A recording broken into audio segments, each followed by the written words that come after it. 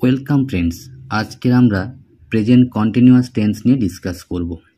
প্রথমেই আমরা জেনে নিই যে প্রেজেন্ট কন্টিনিউয়াস টেন্স কাকে বলে।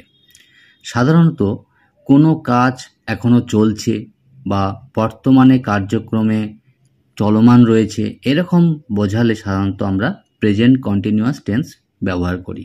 আর তাছাড়া বাংলা বাক্যে যেমন ক্রিয়াপদটা যদি চলছে, হচ্ছে, ঘটছে ইত্যাদি থাকলেও আমরা প্রেজেন্ট কন্টিনিউয়াস টেন্স ব্যবহার করে থাকি। তো এই মুহূর্তে ফার্স্টে আমরা এই প্রেজেন্ট কন্টিনিউয়াস টেন্সের স্ট্রাকচারটা গঠনটা জেনে নিই।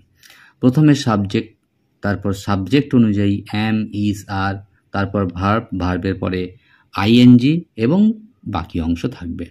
সাধারণত অ্যাম বসে আয়ের পরে, ইজ বসে সাধারণত এই হি, সি, ইট বা কোনো নামের পরে, আর বসে উই, ইউ, দে ইত্যাদির ক্ষেত্রে আমরা আর বসে থাকি।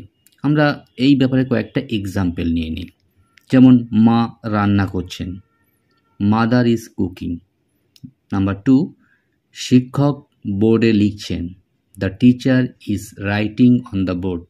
নাম্বার 3, আমি ইংরেজি শেখার চেষ্টা করছি, I am trying to learn English.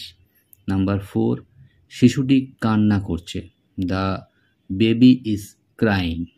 Number 5, ওরা পার্কে হাঁটছে, they are walking in the park. এবার আমরা নেগেটিভ সেন্সে প্রেজেন্ট কন্টিনিউয়াসটা দেখে নেই। এর স্ট্রাকচার হলো ফার্স্টে সাবজেক্ট, তারপর সাবজেক্ট অনুযায়ী am, is, are, then not, then verb plus ING and then extension.